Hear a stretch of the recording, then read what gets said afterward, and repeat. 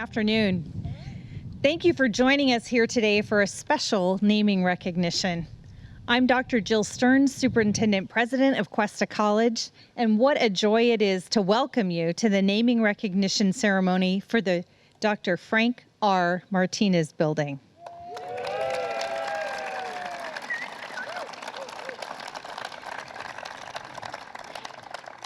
Thank you for joining us for this historic milestone as we honor the legacy of service to students provided by Dr. Martinez over the course of his time at Cuesta College. I would like to recognize San Luis Obispo County Community College District Board of Trustees President, Mr. Pete Sizak, representing District 4. Board Vice President, Dr. Barbara George, representing District 2.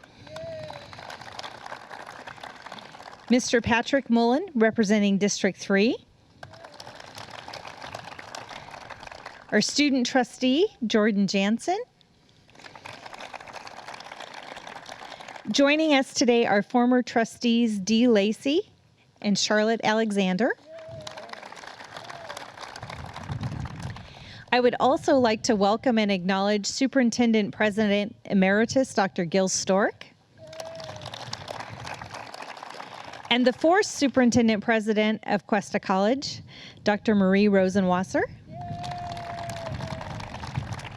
And Superintendent of the San Luis Coastal Unified School District, Dr. Eric Prater. A special thank you to the faculty, staff, administration, and students gathered to celebrate the legacy of Superintendent President Emeritus Martinez.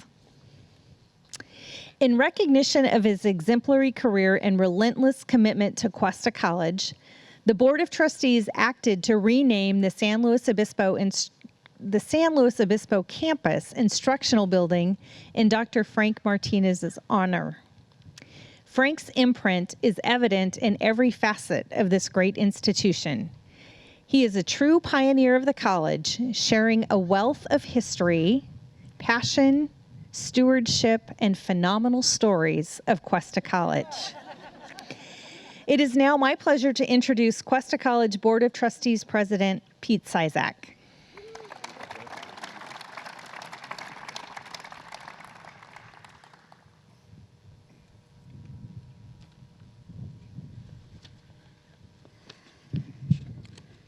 Good afternoon, everybody. Once again, thank you for being here. On behalf of the Board of Trustees, we really appreciate what you've done today. We'd also like to thank the Chamber of Commerce for the Chamber of Commerce weather that they gave us today to celebrate this event.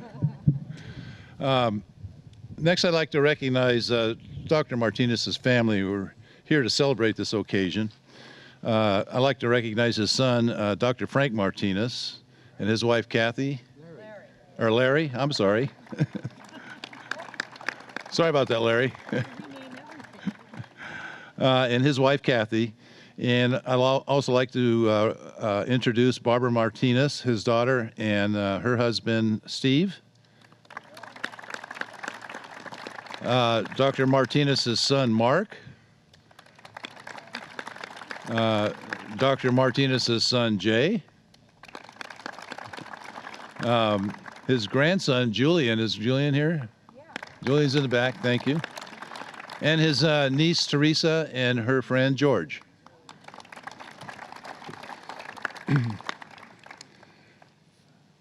I'd also like to recognize Cuesta College's first classified employee, hired by Dr. Martinez, a lifelong friend, Elaine Coates.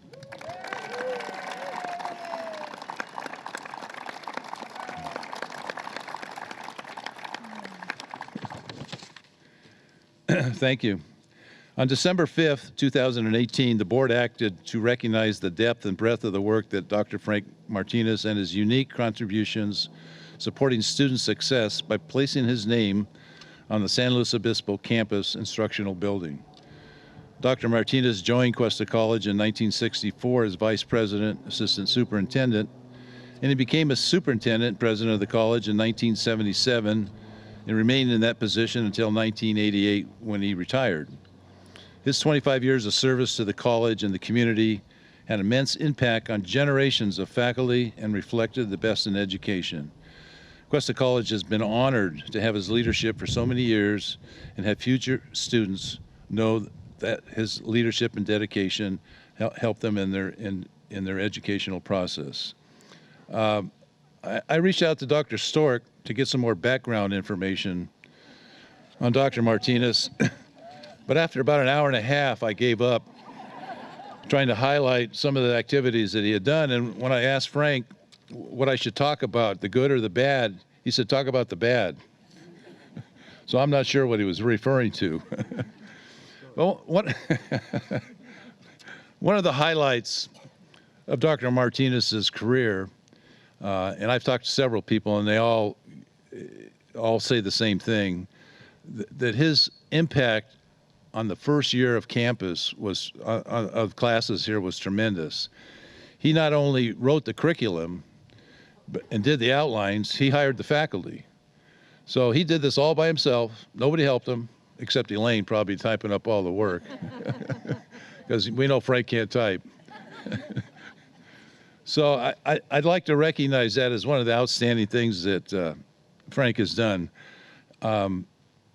I didn't get the opportunity to work directly for Frank because he retired in 1988, and I came to the campus in 1991. And when he started his career here, I think I was in kindergarten. I'm not really quite sure. He'll talk to me about it later.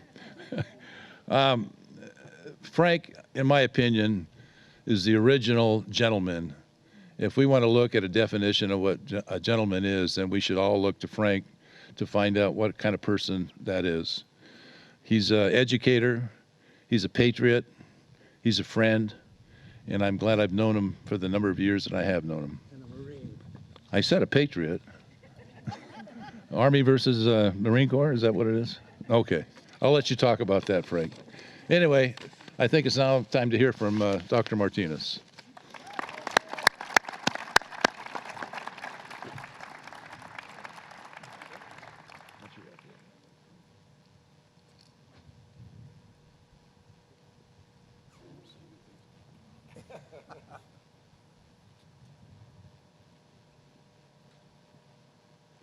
Okay. Is this the mic? There's the mic. Okay.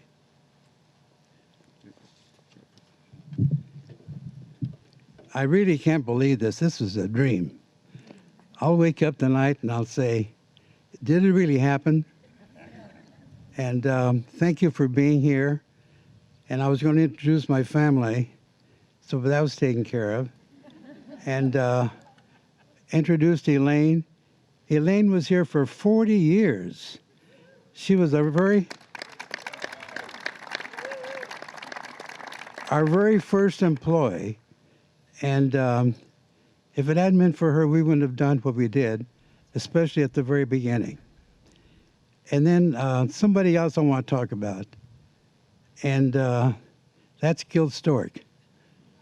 I really feel guilty in having this building named after me, because Gil has done more for Cuesta College.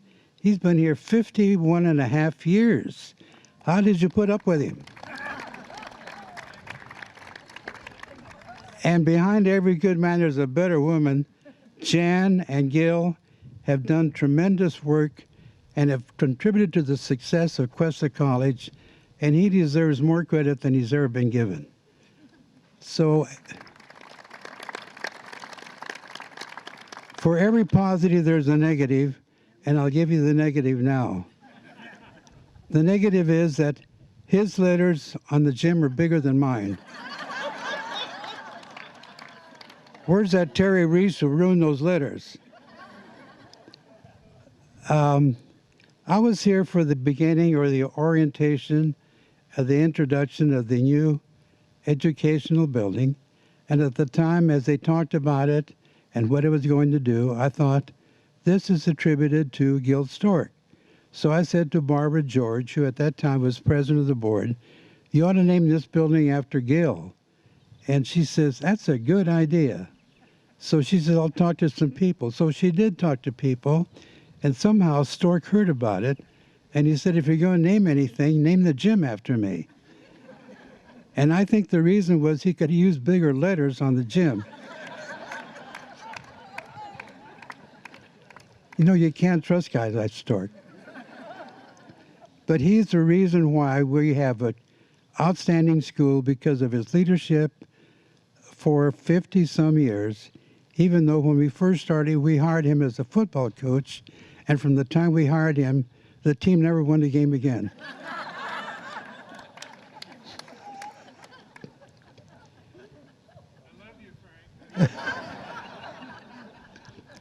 Thank you for being here today. And I have notes because I forget things. Dr. Stearns, thank you for your introduction. And I want to thank the board for what they did in naming this building after me. And all I can say is that years from now, as you walk about here, somebody's going to say to you, as they approach the building, Martinez. Who in the heck was Martinez? And so I'm going to tell you who the heck he was. And it's an honor to be associated with that building because it represents the curriculum, education, learning, and this is why we were here.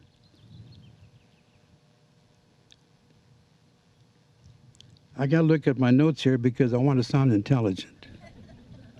In 1964, July 1st, three gentlemen, that includes me, Dr. McGinnis and Dr. Eisenbeis, started to work here officially to open up a new school.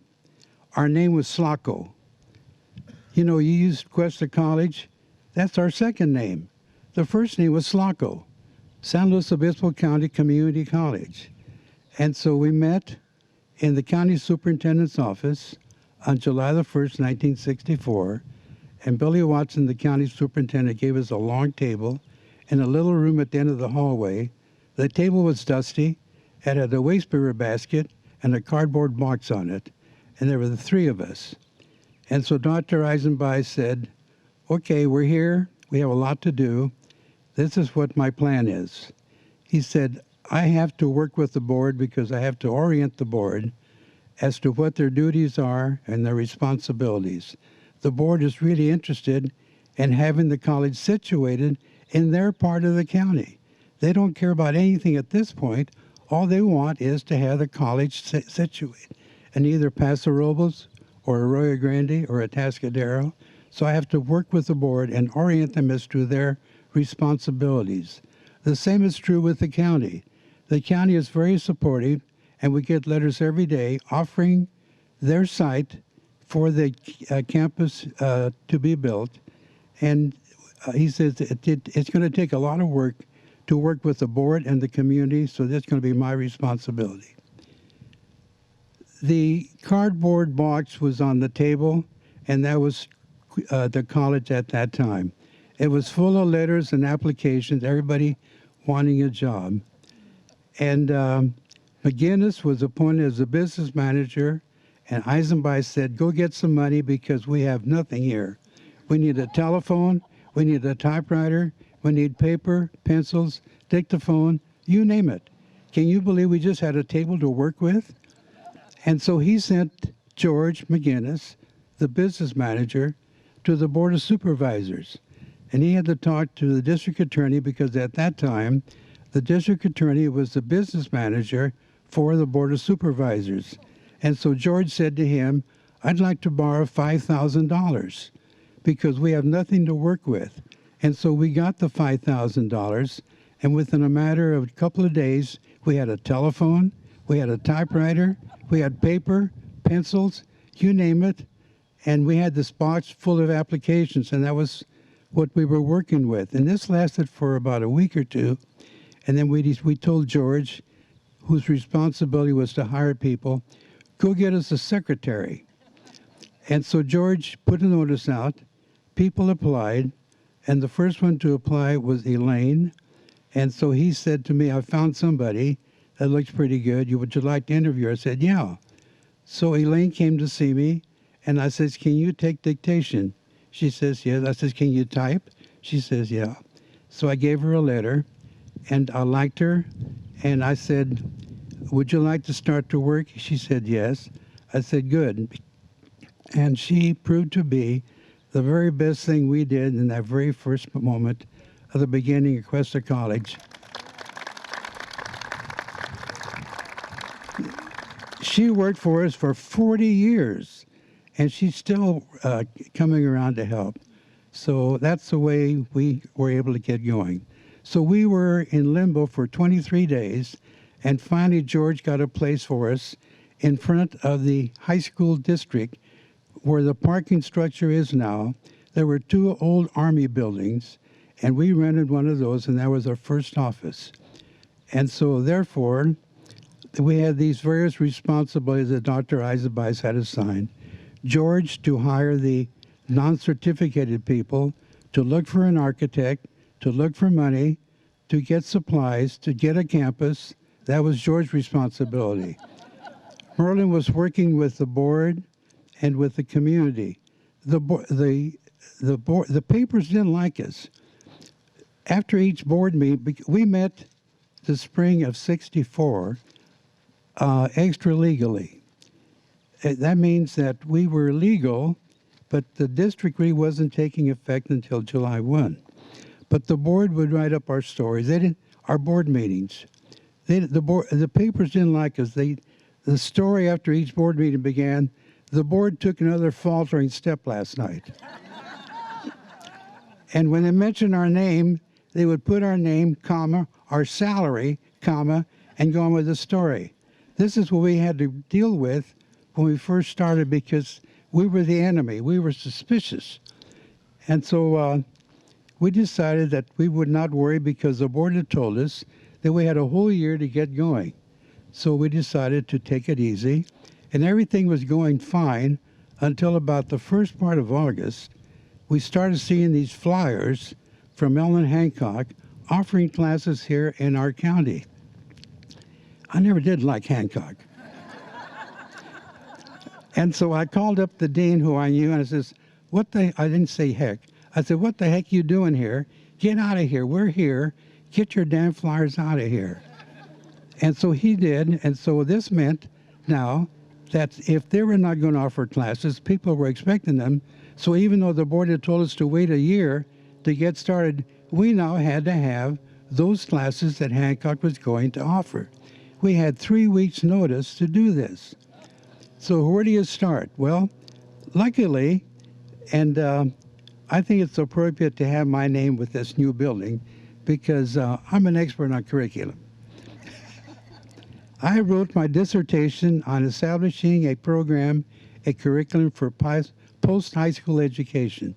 I had a pretty good idea of what you do.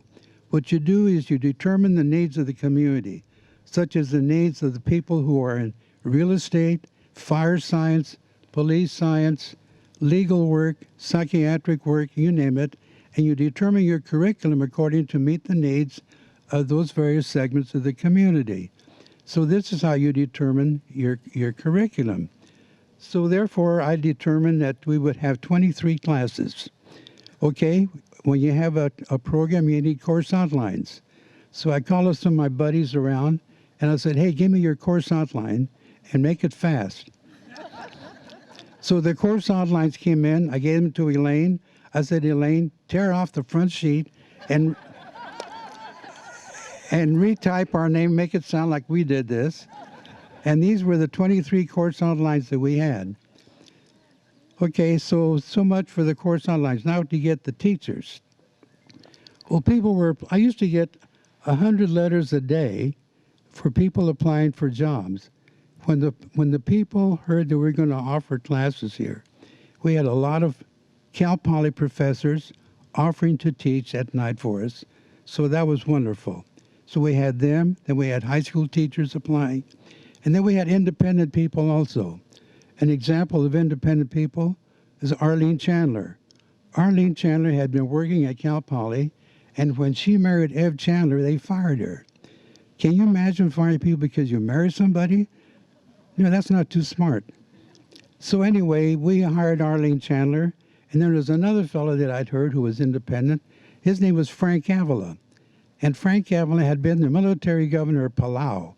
And I knew a little bit about the Pacific because, after all, the Marines, we did that. And so if Frank Cavalier had been the military governor of Palau and was acquainted with political science, what a dream to have someone like that. And we hired him, and he became our very first permanent teacher. Arlene Chandler became our second permanent teacher, and thus we got us off to a good start by people like them, the professors from Cal Poly, and other individuals who helped us with our first classes. Okay, so we determined what the curriculum was going to be. After all, as I told you, I had written my dissertation on establishing a curriculum, and so now we had the teachers, we had the course outlines. The next thing we needed books. Where do you get books? Well, I went to the Cal Poly bookstore, and I believe the guy's name was Duke. I said, Duke, could you handle our books for us that we need? He said, I'd be glad to, no problem. So with 2 weeks' notice, he got the books and had them ready to be purchased by the evening students. Okay, so much for the books. We need a library. So I went to the Cal Poly library. I says, would you mind if some of our students might use your library? Evening students usually use them on Saturdays or Sundays. Would you mind if they came here and used your library? He said, we'd be glad to have them. So we had now the bookstore, we had the library, and I knew there was one other thing we needed for evening class, and that is a break. People go to class at night at 7. By 8:15, they're getting restless.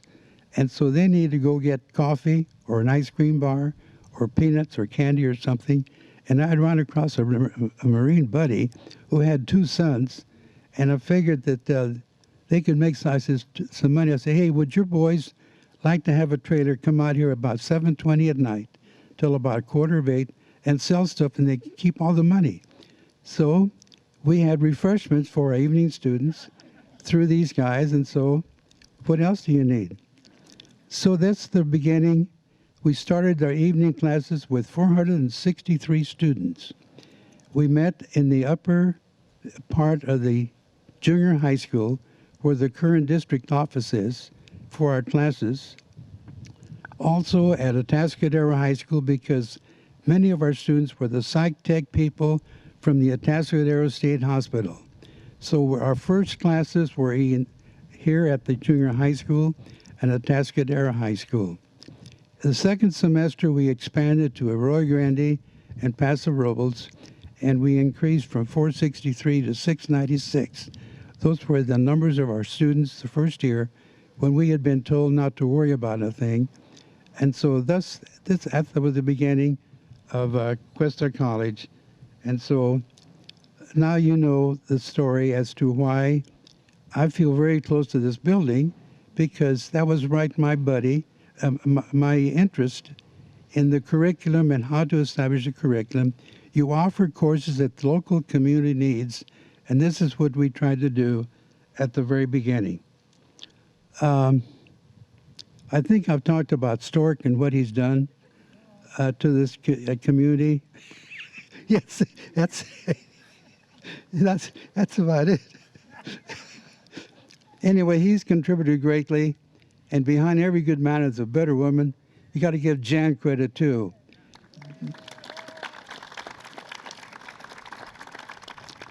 Gil and Jan have been here 51 and a half years. Tremendous experience, wonderful leadership, and so we're lucky to have them. And the fact that we had a great faculty. We started with 27 full-time teachers, and we expanded, and it kept growing.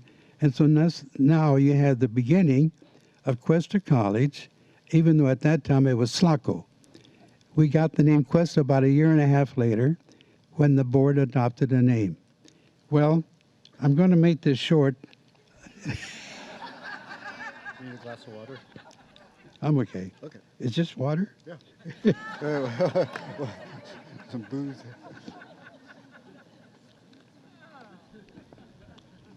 Well, much praise goes to the original teachers.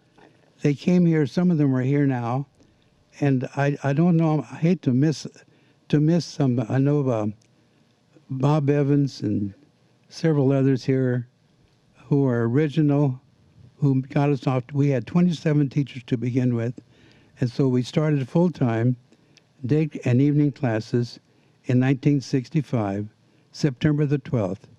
And so from that time, we've gone from a very early beginning with meager sources, but a great interest and contributions to having an excellent program. And so the success of Cuesta College can be based on those early years and that early faculty and the conditions they worked at the camp that Dr. George McGinnis got for us from the state of California. Let me tell you about the state of California. They tried to gyp us. When we first came here, we decided we would settle at Camp San Luis Obispo. At that time, I was under the 6th Army. And McNamara was the Secretary of the Army, and he determined that they would give us the camp for $1 a year. That was wonderful, except by December, they had turned it over to the state of California. It went from $1 a year to $28,000. And so we sent some people up to Sacramento. What the heck you doing to us? We could have gotten this for $1 a year. So they brought it down to $14,000, but that's what we had to pay for 54 acres, which was the original acreage of the original campus where we are now. And so it's just behind us. So therefore, when people come by here and they look and they see these new buildings, that's a story that you can tell them if they ask you, what happened here? Well, what happened here was the development of an outstanding institution because of the contribution and the spirit of that original faculty, 27 of them, who gave her their all. And we are very lucky to have gotten off to a great start because of the faculty. If you don't have a faculty, you have nothing. There's a very famous university president who said all you need for education is the two ends of the log, a student at one end and the teacher at the other. And this is what we have here. We have outstanding teachers and have had them for a long time. And you know who you are, even though they're one of you that could have had a little bit of improvement, you know, like the chemistry teacher, Azar, and others like that. But wonderful experience, and I'm so lucky and fortunate to have been involved. And without your support, and continue to give us your support. You know, when you approved those last bonds for $22 million, was it 122, wasn't it? You gave us the money to pay for this building. This building cost $12.4 million. And the only thing wrong with it is that the letters are smaller than Stork's. Well, I would like to say that Stork went through the various positions and disregarded the Peter Principle. And as you know, the Peter Principle says that you go from one position to the other because of your incompetence. And so therefore, I'm about to ruin everything I've said so far. So I want to thank you for being here, for the opportunity to have served you. It was a pleasure. I was here 25 years. And it's the greatest experience of my life. Thanks to you. Thanks for being here. And just to continue to support Cuesta College. And when the next bond election comes, support it. Vote for it. It'll pay for buildings like the one we have here, regardless of the size of the letters. Thank you very much.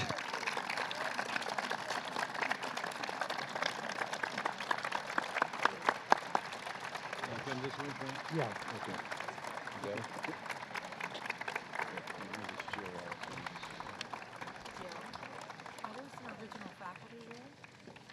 I don't know.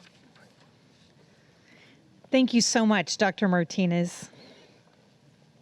I do want to set the record straight. I have not measured the letters on the gym versus the letters here, but I can assure you that the letters on this building cost significantly more.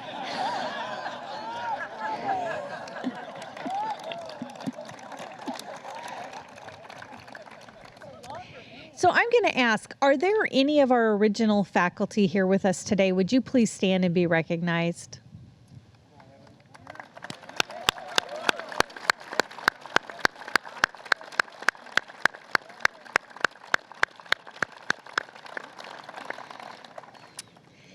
It is a privilege and pleasure to recognize the outstanding service of Dr. Frank Martinez. On behalf of the students of Cuesta College, with the official naming of the Dr. Frank R. Martinez Building, congratulations on an honor well deserved.